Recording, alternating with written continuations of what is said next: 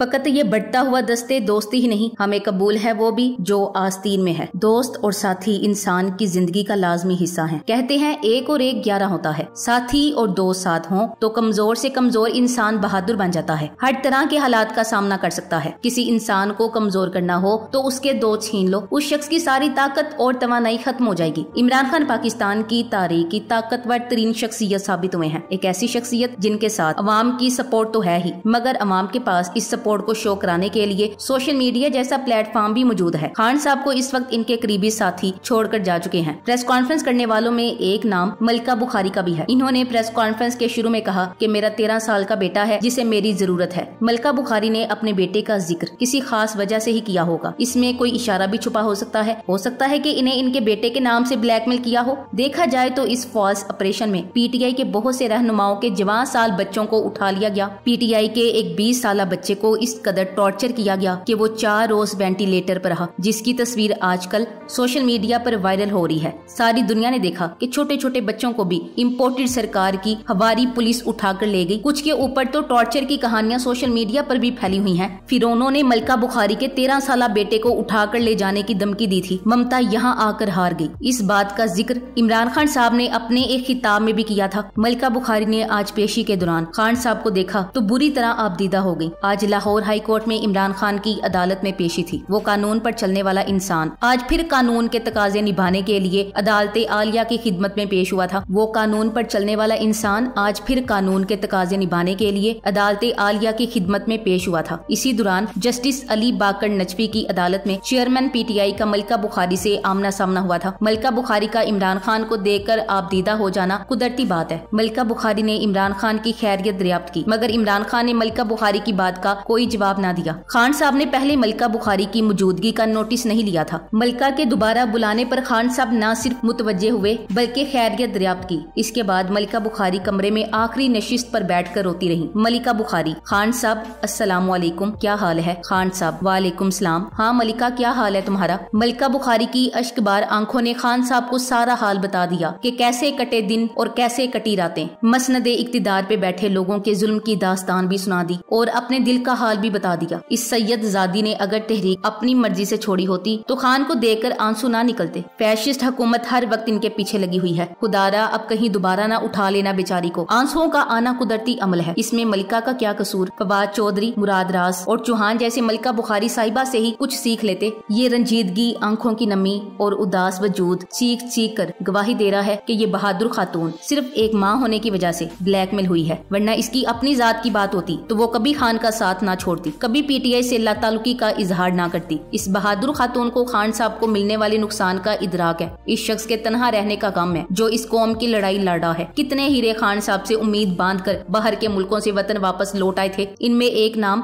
मलिका बुखारी का भी है। बात इतनी सादा होती तो मलिका बुखारी आज दूसरी पीटीआई की खवातीन की तरह हंसी खुशी जेल काट लेती। बात औलाद पर आ जाए तो माँ जीते जी खुद को दफन कर लेती है, मगर अपने बच्चे पर आंच नहीं आने देती। शर्म सिर्फ उन लोगों को नहीं है जिन्होंने मर्द होते हुए 2-4 रोज के जेल काटना गवारा न की और फौरन ही हथियार फेंक दिए। इसके बाद मुसलसल खान साहब की कमर में खंजर गोंप रहे हैं। ऐसे लोग जो खान साहब के दौर में इक्तिदार से तो लुत्फ अंदोज हुए, मगर जब मुश्किल वक्त पड़ा तो सबसे पहले खान साहब को छोड़ गए। खान साहब को एक एक करके दोस्त, यार, साथी, संगी बेली छोड़कर जाते रहे ताकि खान साहब को कमजोर किया जा सके। मगर लोग ये भूल गए कि खान साहब जिन दिलों में बसता है उन दिलों से खान साहब की इज्जत, एहतराम और उन्स छीना नहीं जा सकता। औरत उसी शख्स के लिए रोती है जिसने उसे इज्जत दी होती है। बैरिस्टर सैयदा मलिका बुखारी का खान साहब के लिए रोना खान साहब के पाकीज़ा किरदार होने की गवाही है। औरत उसकी इज्जत करती है जो उसे इज्जत देता हो, क्योंकि औरत के लिए अपनी इज्जत दुनिया की हर शय से बढ़कर है। मलिका बुखारी चेयरमैन तहरीक इंसाफ इमरान खान साहब से मुलाकात में आपदीदा होने के बाद अदालत में जाकर रोती रही। शायद ये बेबसी के नहीं, अकीदत के आंसुओं की बरसात थी। शदीद गर्मी के बाद आज बादल भी खूब बरसे थे और एक मजलूम औरत के आंसू भी शिद्दते गम से बरसते रहे। खुदा के कहर से डरना चाहिए और इस बात से तो बहुत डरना चाहिए कि कहीं कोई खुदा से आपकी शिकायत ना लगा दे। ऐसा ना हो मजलूमियत के ये आंसू बहरे बेकनार बनकर आपकी फिरौनियत को बहा ले जाएं। ऐसा ना हो कि इनके जज्बात की तपिश आतिशे फशां लावा बनकर इस बुसीदा निजाम को जलाकर राख कर दे। सुना है मजलूम की सीधी आसमान पर जाती है। मिट्टी की मोहब्बत में हम आशुफ्ता सरों ने वो कर्ज उतारे जो वाजिब भी नहीं थे। यकीनन मलिका जी पूरी कौम के लिए बेहद काबिले एहतराम है। ये खातून बरतानिया की शहरियत खत्म करके पाकिस्तान की खिदमत खिदमत का जज्बा लेकर आई थी और खान साहब की काबिले एतमाद साथी रही। प्रेस कॉन्फ्रेंस के बाद दीगर लोटों और मफाद प्रस्तों की तरह न वफादारी बदली और न ही बिला जवाज इल्जाम तराशी की, न बूंदे दलाइल पेश किए। जिस हुकूमत के लिए माओ बहनों और बेटियों की इज्जत जली हुई इमारत से ज्यादा हो जाए वो इक्तिदार मिट जाया करता है। पीर वारिस शाह कहते हैं, जो कौमें अपनी औरतों की इज्जत नहीं बचा सकती उनको दुनिया में जिंदा रहने का कोई हक नहीं होना चाहिए। एक हदीस है, औरत की इज्जत शहीद के खून से ज्यादा अफजल है। मगर हमारे यहाँ औरत होना जुर्म बन चुका है। जो औरतें जेल में सजा काट रही हैं उनके लिए जेल से निकलकर जिंदगी कितनी दुश्वार हो जाएगी किसको अंदाजा नहीं है। हम जो भी कर रहे हैं ये इस्लाम के खिलाफ है, मगर शरीयत की किसी को क्या परवाह है। मलिका बुखारी वो बहादुर खातून है जिसने एतजाज एहसन के खिलाफ बयान देने पर राना मुच्छड़ को जवाब देकर उसका दिमागी तवाजुन दुरुस्त करके रख दिया। कहती हैं, दिमागी तवाजुन तो उसका दुरुस्त है जिसने मॉडल टाउन में नहती औरतों पर गोलियां चलाई, पंजाब पुलिस को गुल्लू बट बनाकर पीटीआई के लोगों के घर पर हमला करवाया, एक साबिक वज़ीर आज़म पर कातिलाना हमला करवाया, औरतों बच्चों पर तशद्दुद करवाया। उस शख्स को शर्म बिल्कुल भी नहीं आती। जुल्म रास्ते तो जुदा करवा सकता है पर दिल पर किसी का कोई इख्तियार नहीं है। अदावतें थी, तगाफुल था, रंजिशें थी, मगर बिछड़ने वाले में सब कुछ था, बेवफाई न थी। मलिका बुखारी सिर्फ पाकिस्तान की खातिर बाहर से पढ़कर पाकिस्तान की बेहतरी के लिए पाकिस्तान आकर सियासत में आई हैं, जो कि बेहतरीन खातून वकील हैं। शायद हमें अंदाजा नहीं हो सकता कि मलिका बुखारी और इन जैसे आला तालीम याफ्ता मुल्क की खिदमत का जज्बा रखने वाले बहुत से और लोगों के साथ भी पीटीआई को छोड़ने के लिए क्या क्या हथकंडे इस्तेमाल किए गए होंगे। वक्त बदला तो क्या क्या होलनाक दास्तानें सुनने को मिलेंगी। असम्बली लड़ाई में खान के नजरिए के पीछे अपनी आंख जख्मी कराने वाली शेरनी ने अपनी तकलीफ पर एक आंसू नहीं गिराया। मलिका की ममता जालिम से जीत गई। इसने सब कुछ हार कर अपनी औलाद को जीत लिया। बारे इम्पोर्टेड सरकार, आपको अपना जुल्म मुबारक हो, तुमने एक माँ को फतह कर लिया। इसीलिए तो कहा जाता है कि एक शख्स को गिराने के लिए कुछ लोग बहुत नीचे गिर गए हैं। मलिका बुखारी ब्रिटिश पाकिस्तानी है जो बरतानिया में वकालतकारी थी और बहुत अच्छी जिंदगी गुजारी थी, लेकिन पाकिस्तान और इमरान खान की खातिर बरतानिया छोड़कर पाकिस्तान आ गई। मलिका बुखारी सोच रही थी पाकिस्तान की बेहतरी के लिए काम करूंगी, लेकिन इसे क्या पता था एक दिन इसे झूठे मुकदमों में गिरफ्तार किया जाएगा, फैमिली को टारगेट किया जाएगा और फिर जोरों जबरदस्ती प्रेस कॉन्फ्रेंस करवाई जाएगी। इस मुल्क में सिर्फ शरीफ और जरदारी जैसे माफियाज की जगह है, मुल्क के साथ मुखलिस लोगों की नहीं। जहाँ मौलवी दीन बेचता हो, जज इंसाफ और दानश्वर जमीर बेचता हो और पॉलिटिकल माफिया इखलाकियात भूल गई हो, वहाँ इंसानी कानून नहीं जंगल का कानून होता है। जिसकी लाठी उसकी भैंस का उसूल चलता है। निसार में तेरी गलियों के ए वतन के जहाँ चली है रस्म के कोई न सर उठा के चले, जो कोई चाहने वाला तवाफ को निकले नजर चुरा के चले, जिस्मो जान बचा के चले। वक्त मुश्किल जरूर है लेकिन मेरे रब का वादा याद रखना, हर मुश्किल के बाद आसानी है और बेशक मंजिल करीब है इंशाल्लाह। हम आह भी करते हैं तो हो जाते हैं बदनाम, वो कत्ल भी करते हैं तो चर्चा नहीं होता। मलिका बुखारी आज भी पाकिस्तान में है और इमरान खान के साथ खड़ी है। इस मुल्क की तारीख गवाही देगी। अकेला मर्द मुजाहिद इमरान खान पाकिस्तान की खातिर खून के आखिरी कतरे तक माफिया के खिलाफ चट्टान की तरह खड़ा था। ये 1990 नहीं 2023 है और इस वक्त पाकिस्तान का सबसे ज्यादा पढ़ा लिखा तबका इमरान खान को सपोर्ट कर रहा है। दूसरी बात, ये सोशल मीडिया का दौर है और आजकल हर कोई खुद एक न्यूज चैनल है। जो मर्जी कह लें, तहरीके इंसाफ दौर में कोई मेन स्ट्रीम सहाफी कत्ल हुआ, ना कोई बड़ा सहाफी 45 दिन अगवा रहा, किसी सियासी रहनुमा को पुलिस ने अगवा किया, ना किसी सैनिटर को ट्वीट करने पर जिनसी तशद्दुद का निशाना बनाया गया। Thanks for watching. Allah Hafiz.